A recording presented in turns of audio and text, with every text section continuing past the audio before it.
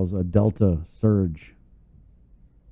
Well, watching the numbers last night with my family regarding the schools, I agree with you that it's very scary for families who have children in school, especially teachers. I have a lot of teachers in my family, and they really, I think, have not heard much reassurance as to, how they're going to get through this without further surges. So, but I'm hoping, of course, we're hoping that when DOE agreed to open, that they made contingency plans and that they very much planned for this occurrence and that what they were going to do in response. So, we're looking to see their responses as swiftly as possible. I've seen that they've switched some classes to online, those that have to be in isolation, but they might have to consider a lot more of their mitigation strategies to go full out.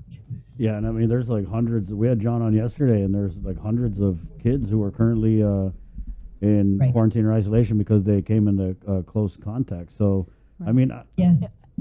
No, I was going to say, because we've seen the videos of the different places in the schools and the buses where the close contacts could be happening, and I know that the teachers are working hard. It's like all hands on deck, according to them, during breaks and things that everybody's trying to do their part to keep these schools safe. The teachers and the faculty, the aides, cafeteria people, everybody has to help in that. And so it's a big burden that we're placing on them. And so, yeah, we just got to keep giving them whatever support they need. Yeah. But I just hope that their plans are based on the science. Well, these are the plans they have, and that's what Superintendent Fernandez says, that this is the science, that the vaccine is what's different when you look at today versus a year ago. If we had these same numbers a year ago, Speaker, everything would just be shut down. You know what I mean?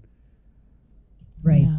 Well, what's concerning is that we're having these, we're getting kids with positive. Yeah. We know they're probably not vaccinated at all. Yeah, right, so I am concerned about that. Totally, and so are just a ton of the parents.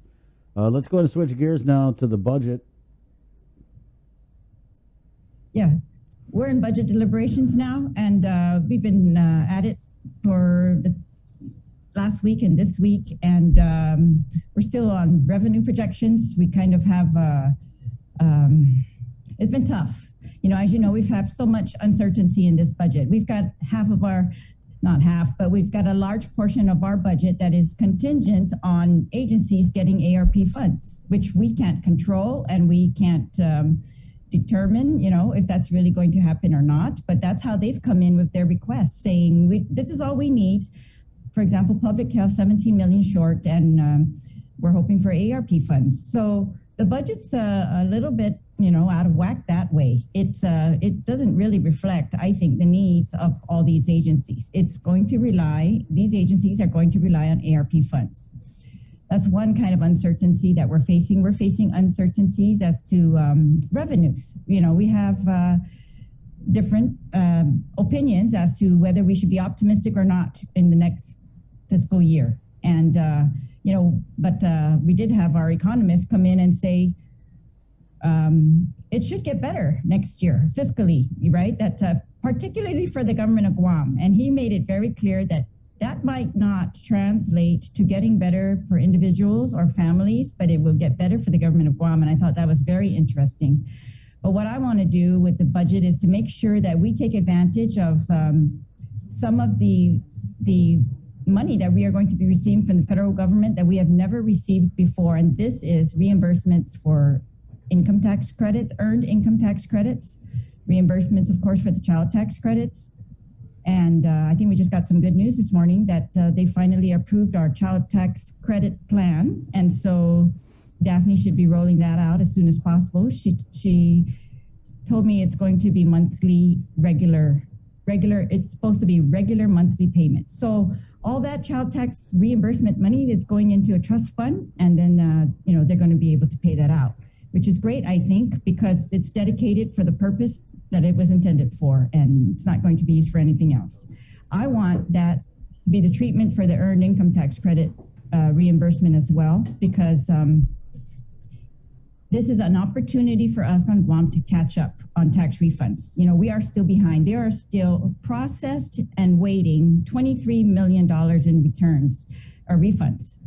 And I can't see why, especially right now, especially in the next fiscal year, giving them back their money, their own money in these refunds as fast as possible, hopefully 30 days, you know, longest 2 months is what I've seen other jurisdictions.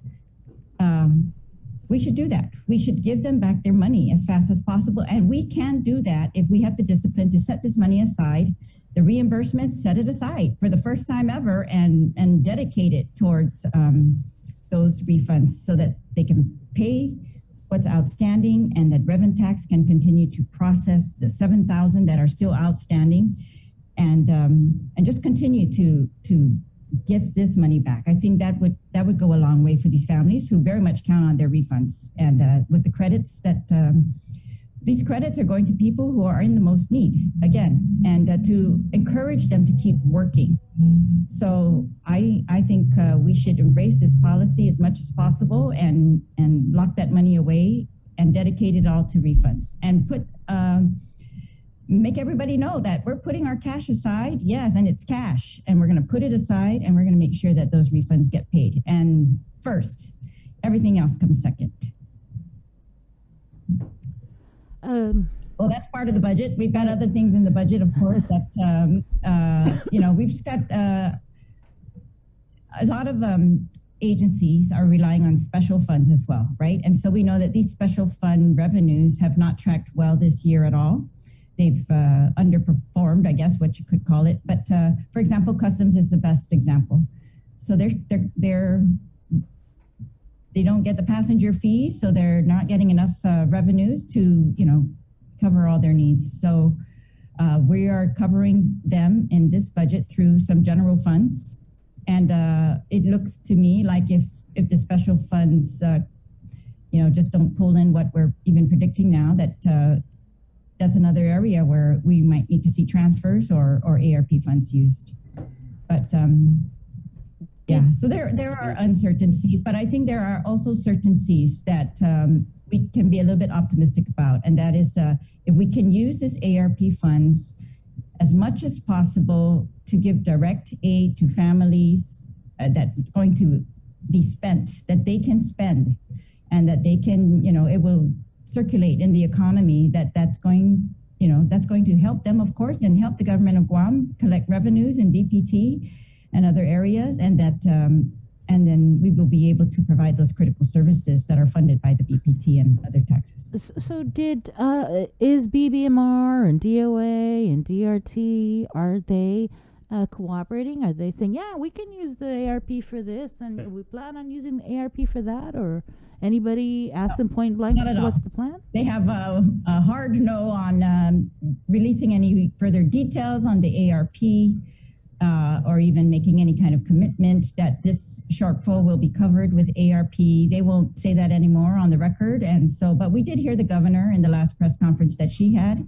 say straight out that, of course, if there are critical agency needs that are not, that there is a shortfall, that she will cover those. So I am counting on that. And I think that's really the only way we can go when they come in $17 million short for public health, right? Then it's almost a moral obligation that they need to cover that. Okay, you mentioned the governor during her press conference. Oh, she had some nice words to say about you and the legislature, and I think she even crossed her I's and dotted her T's when she issued that executive order regarding her All Rise plan. I think we all know now this is her plan without question. But in that executive order, I mean, she said it's incomprehensible and defies all logic that the Guam legislature would pass such conflicting bills, which if signed into law would be impossible to reconcile, operationalize, and implement. The Guam legislature is proven ill-equipped to pass a law that creates and allows the executive branch to implement a program that gives our people direct aid and also complies with federal mandates regarding the use of ARP funds. Yada, yada, yada. Well, you guys ill-equipped? You guys inept? Are you guys... You know, when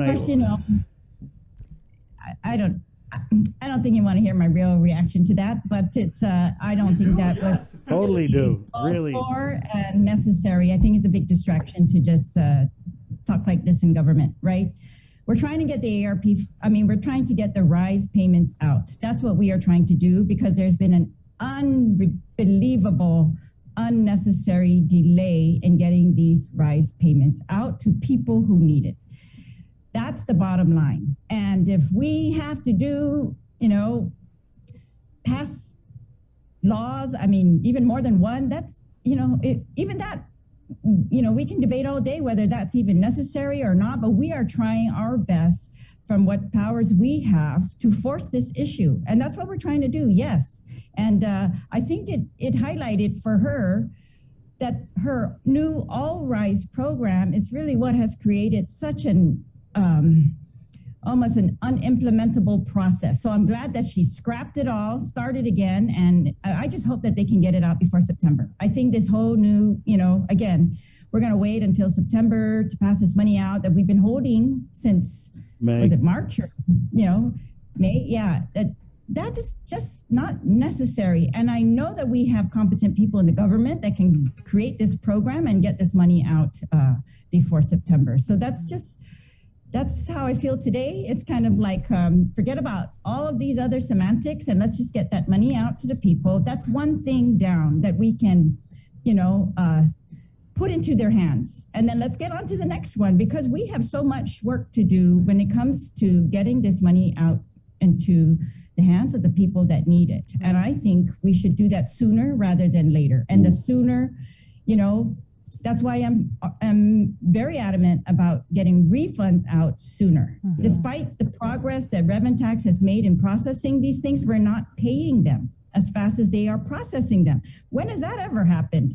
And so that's what I'm saying. All this cash, it needs to go where it's supposed to go. And I don't know, that's how I'm going to continue to operate. I'm going to continue to advocate, yell if I have to, do whatever it takes, to make sure that this money, and it's not a good sign going forward if we are going to sit on money that we all agree on where it's supposed to go, right? If we had a big dispute as to where that money is supposed to go, that's a whole different story, but we all agreed. That's where this money agreed. We agreed since last year where that money should go. And when we agree, then we should get all our resources together and make that happen. Yeah. And so I'm hoping that we're going to come to an agreement here that we've got earned income tax reimbursements coming in, and that should go out in tax refunds. We've got child tax credits, and we should do everything in our power to make sure revenue and taxation, that's where they're going to get it out, as soon as possible. These, it's actually one of the number one questions I'm getting right now is from people asking about this child tax. Yeah, us too. So, and I know they need it, and I just think it's really bad timing for us to wait till September. School started in August, it doesn't make any sense to me. And there are a lot of needs in families, and now, a lot of fear. And here we go again. And I don't think that's necessary. I just say, let's make it our policy and let's make it our government's, mission to, let's try to get an agreement on where the money's going to go, and let's try to get it out as fast as possible. Let's use our brilliance and our resources to do that instead of to, do any other kind of silly things. To get snarky in executive orders. Madam Speaker, but I see a really disturbing trend here that started with your law where you had, there was a law passed $10 million to Guam Memorial Hospital. Totally, right. They ignored that. GMH never got the $10 million. And now we have this RISE Act, which was vetted by the legislative body. I mean, the Governor Liu served, I think, like 2 terms as a senator. I don't know if she's like the expert on being a senator, but I mean, it passed muster with the body. They gave it to the AG. The AG had no issues with it. The only people that had a problem with it is the administration. And I agree, it was this all RISE that totally made this thing unimplementable.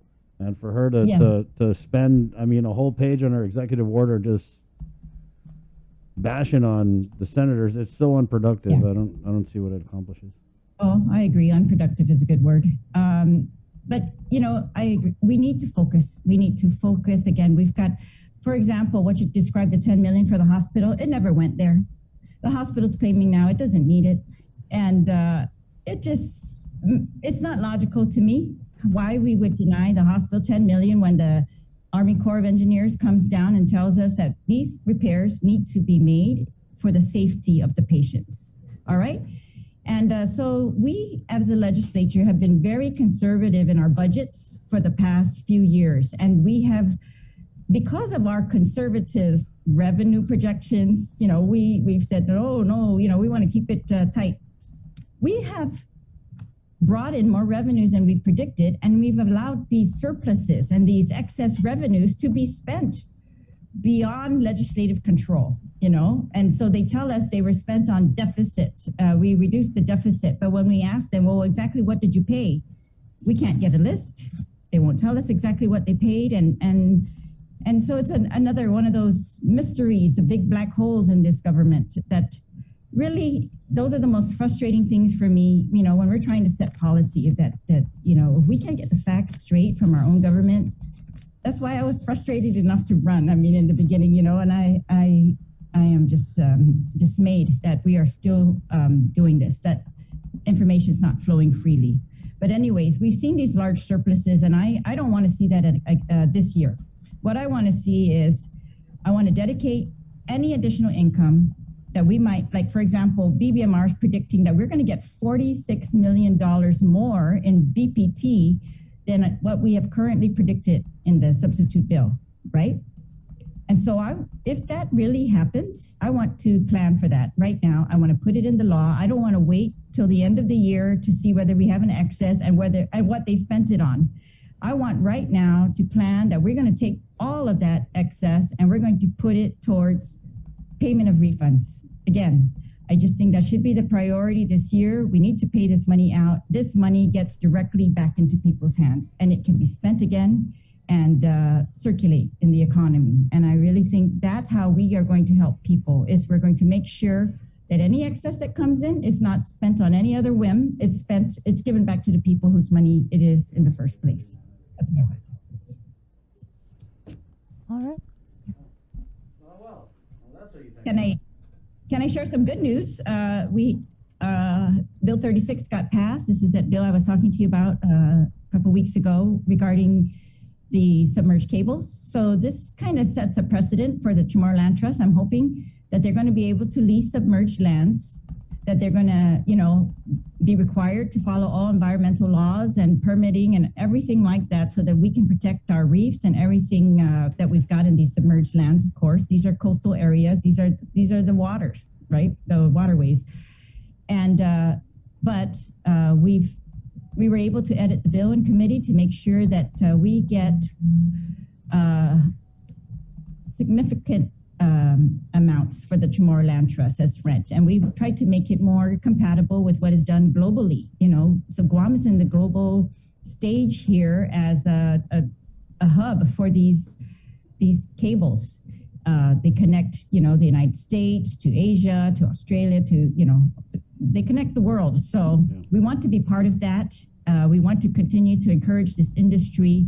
We want to encourage, our own use of this type of technology here, but also, as a hub, we want to get what's fair for Guam. We want to ensure that the Chamorro Land Trust is going to meet its mission. And so I'm also on a very focused mission here myself, and what I've got remaining in this term is I want to see the Chamorro Land Trust come up with residential properties that people have been waiting for so long. And this money from these submerged cable leases is going to help them. It's going to allow them to survey and bring in infrastructure to those areas. As you know, we have so many problems with Chamorro Land Trust properties without having water and access. So basic, we want affordable housing. This is how you do it. You make sure the property gets surveyed and you bring in water, right? And I think we can do this between the submerged cable leases, between the ARP funds, between the infrastructure bill that Congress is currently considering. There is no reason we cannot succeed in this. And we have to. People are running out of time. If we can't bring them out of bring them to affordable housing, bring generations back to, out of poverty. I just think we are running out of time on that, and that's why I am very focused on this. And I'm very happy that the bill passed. Right. So, well, congrats, Speaker. I wanted Thanks. to kind of bounce off what you were saying when you mentioned the Chamorro Land Trust, because there were some very lofty things you guys were trying to do with your American Rescue Plan funding plan that you submitted to the governor. There was money for Chamorro Land Trust, money for infrastructure, money to stave off potential rate increases with Guam. It was very ambitious, but there was one thing I wanted to key in on before we let you go, and this was the scholarship for professional and technical students. We know now that your spend plan, it's kind of in the cloud, right? We haven't heard from the governor, but what would you say to those people who had a stake in not just that part of you guys' plan, but everything else that you put down on paper? Well, I think they should know that I still believe in those goals very much. I think my colleagues do as well. I'm telling you, it's one of the few times we have all agreed, and they've agreed on priorities for, this money to be spent. And actually, to be honest, I was surprised that we all agreed, but we did. And so I am not going to waste that consensus that was hard-earned, and I think well-deserved, because the plan is to get this money out to folks who need it the most. And like you described, these programs that we want to fund, their needs for Guam, that if we can take care of bringing in medical professionals, if we can, train our own people to be medical professionals, give them the resources that they need to do this, they will serve Guam, and they will serve for future generations. And that's the best use of this money, instead of decades and decades of shortage of nurses, decades and decades of shortage of doctors. I say put all the money we can into that. That's why I'm very proud of that plan, that we determined that is a priority. All these needs areas for Guam that we have not been able to fill. Teachers, for years we have shortage of teachers, that we are going to make it worth their while to do these jobs, first of all, and we're going to make it so that their education expense, which is,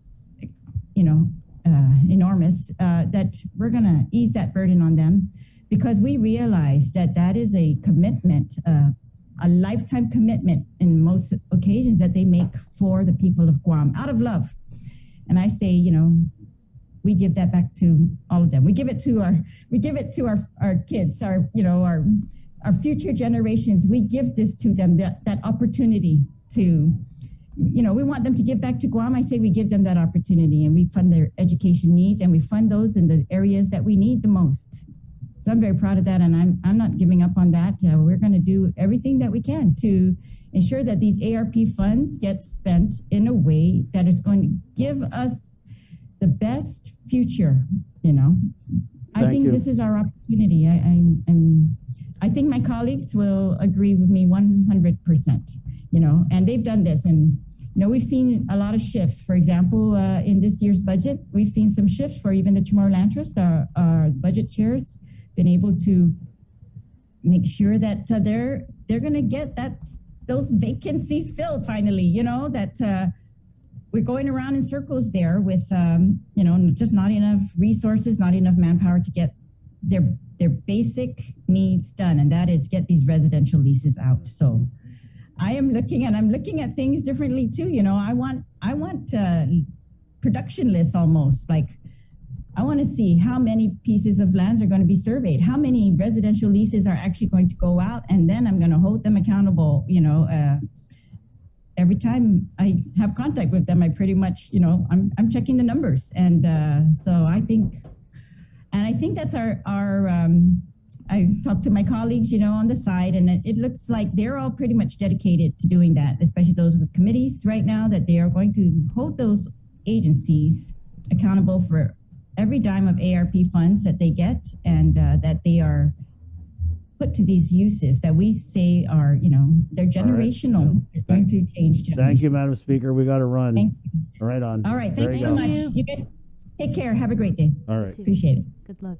Good luck. And very, very inspirational there. Generational changes that could be made with this $600 million. Hey, it's 8:03. Quick break, and we are coming back on KUAM TV next, right here on The Link. Good morning. We got your 6. At 6 a.m. with The Link on Breeze 93.9 FM. Bree and I connect you with all the latest news and information you need to know to start your day. Then check back with Guam's news leader at 6 p.m. for the day's top headlines with KUAM News Primetime. From 6 a.m.